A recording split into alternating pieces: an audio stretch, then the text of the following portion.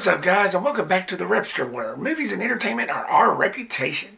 So Pumpkinhead came out back in the late 80s, and I'll explain why I put it that way here in a little bit. It was directed by Winston and stars Lance Henriksen, and it follows a grief-stricken father who loses his one and only son in a freak accident, who then summons a powerful demon named Pumpkinhead, which unleashes a series of horrifying events in justice. So let's get into the positives, as usual, for Pumpkinhead. I've always felt an unearthly sense to this film. This was another one of those, of course, that I've watched way back years ago before I bought the Blu-ray, and even then I remember feeling uneasy and it freaked me out a little bit. It was a very dark creature tone, and I think that has a lot to do with the look and feel of this film. It was very horrifying, it was very dark toned, very surreal. The film definitely did a good job in terms of horror elements. Not only that, but you got a story that not only has horror elements in it, you got this great horror film about this creature that comes to life, but it also has a moral underpinning to it, which I think added a unique quality to the film. You have this father who loses his only son in this freak accident, all because of these teens were acting all careless and reckless, but it was an accident. But by that time, the father is just so grief-stricken with pain and misery and suffering and vengeance in his heart. But these teens, accidentally, not intentional, runs over his son and then flees. Cowardly. That's all I gotta say. So filled with rage, the father takes the son to this witch in this cottage, which reminds me of something straight out of Hansel and Gretel.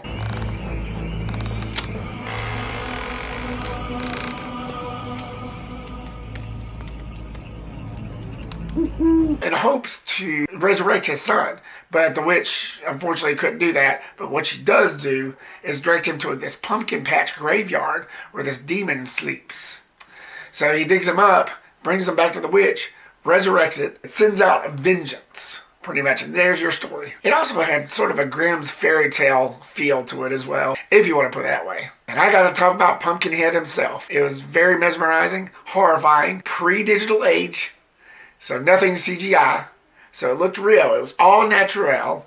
It's basically a suit that somebody dressed up in. The creature effect hit on cue. Had sort of a Don Post from the creature from the Black Lagoon inspiration to it. A diseased organ.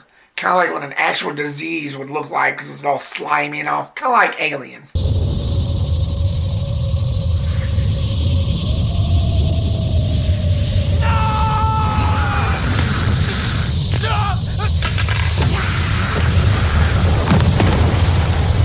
Tom Woodruff, who was the stuntman that played the Pumpkinhead creature, he did a really good job. I can tell it was very difficult for him wearing the suit. It was very challenging. Of course, if you're a good stuntman or a good actor, you're going to make it work, and I thought he pulled it off pretty well. Did all with all the motions and the realism of the character. Let's talk about score.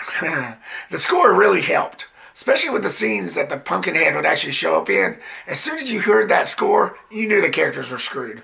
I'm sorry, too late for y'all. But Richard Stone really added that horror-like quality to it, especially with the score, to the Pumpkinhead character. Very dark-based and straightforward. I think it's here now.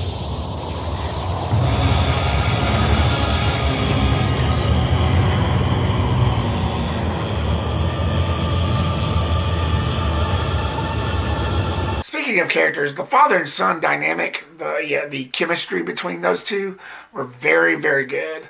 It made you really feel for these characters, especially knowing what happens later. Lance Henriksen plays Ed, the father, who's this hardworking guy, just a simple guy trying to make it by in life, whose life changes for the worst. Great performance. Lance Henriksen is no stranger to horror. He's been in other films such as Aliens. First one I've seen him in was Scream 3, but he's one of those actors I wish would show up more.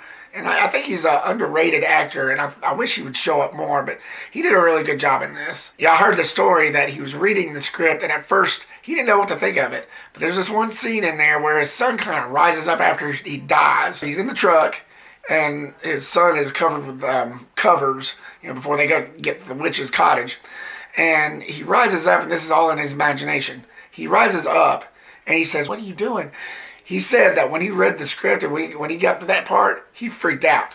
And that's what got him into wanting to do this role. And I'm glad that scene was scripted in there. I'm glad he took the part because of that. Matthew Hurley plays Billy, the son, the sweet, innocent kid with glasses. He was probably like 6 or 7 at the time. And you just hate knowing what happens to him because he has that sweet innocence to him that any child has at that age. You don't want nothing bad to happen to him. But unfortunately, for the story's sake, you got to have tragic strike of this magnitude. Otherwise, there wouldn't be a film. But I thought he did a really good performance. He did a really good job. Made you really feel for the character. Made you really feel for both of these characters. And the other characters, which was the teens, was written in pretty well. Of course, you have to write in characters that you love to hate. Otherwise, the movie probably wouldn't work as well. There was only 2 that was pretty much, well, actually 1 that was pretty much the bad one of that group. The one that actually hit the kid. The others, like some of the others, actually wanted to stay and help and set things right. But unfortunately, when you're in a group and who seems like the leader is the asshole, the one that causes everything, you're all going to get blamed, unfortunately. They're going to lump you into one. So basically, after what happened, the damage was already done. Sorry. But the characters was done pretty well. What made some of the scenes even better was some of the actors actually ad-libbed. When you're reading a script, you read what's in front of you. But if you think something's going to improve and you're talented enough to add something in it, and you have like a very well understanding director, which is what I understand Stan Winston was, you'll make the scenes better. You'll make the film better as a whole. And I think that's what they did in this. They pretty much improved it by most of their ad-libbing. And I got to talk about the witch. I know some people might not care about this segment, but this witch was this 100-plus-year-old crone that you don't really know that much about her, but she's the one that resurrects Pumpkinhead. Now, this witch was just as freaky as Pumpkinhead himself.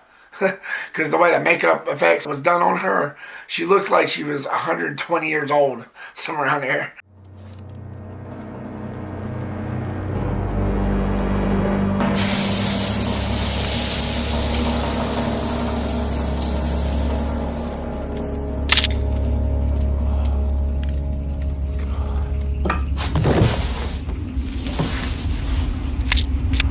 Very freaky character and was pivotal to the plot. And I enjoyed it.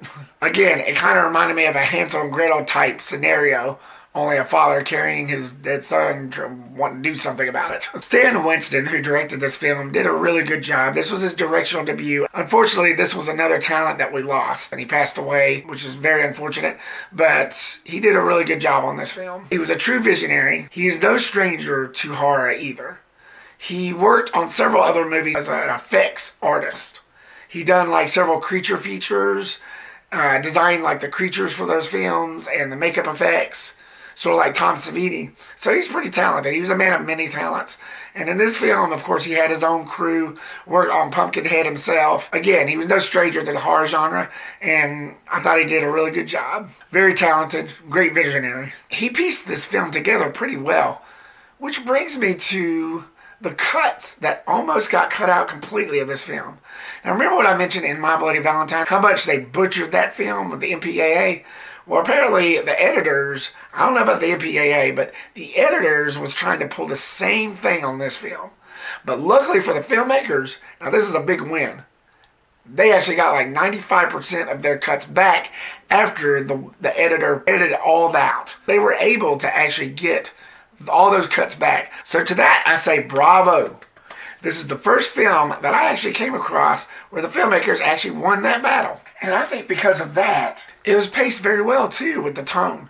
I didn't have a problem with it. I was hooked the whole time. It was very enticing. It really held up nicely. However, that being said, this movie did have its background problems. But I'm getting to the point where I'm saying, what movie doesn't? But basically, the studio that released this film originally was going bankrupt. So they had to sell this film quickly. And unfortunately, they couldn't meet the deadline. They couldn't meet the original release date. So it was pushed back a year. And the one-sheet posters, the advertisements for these posters has already been released. So naturally, after hearing that a movie has been pushed back, after all that, you're going to have people that's thinking, what's wrong with this movie? Something's got to be wrong with it if it's going to be pushed back a year. And I'll admit, I fall into those sometimes. I'm in that minority, so I'm not going to deny that. It's just natural. But that doesn't always mean the film is going to be bad. Unfortunately, when this film did get released, it was limited. So, of course, they didn't get their money back. They didn't get what they were wanting back from the profits. But when the video got released, people started noticing it. And with good reason, too, because it is actually a good film. Despite what the marketing campaign and all its problems that came with it. It's still a very well done horror flick. So if you're a fan of 80s creature features and wants to see a dark film with a moral underpinning story, then go for it. It's Reptastic. So, Pumpkinhead, what were your thoughts on it? Did you find it horrifying? Did you like the creature effects? Or did you not? Leave me your comment down below and give me your thoughts. Thank you so much, guys, for watching this video. As always, like, subscribe, and comment if you hadn't already. Look forward for more reviews coming very soon, and I'll see you on the next one. Peace the rip out.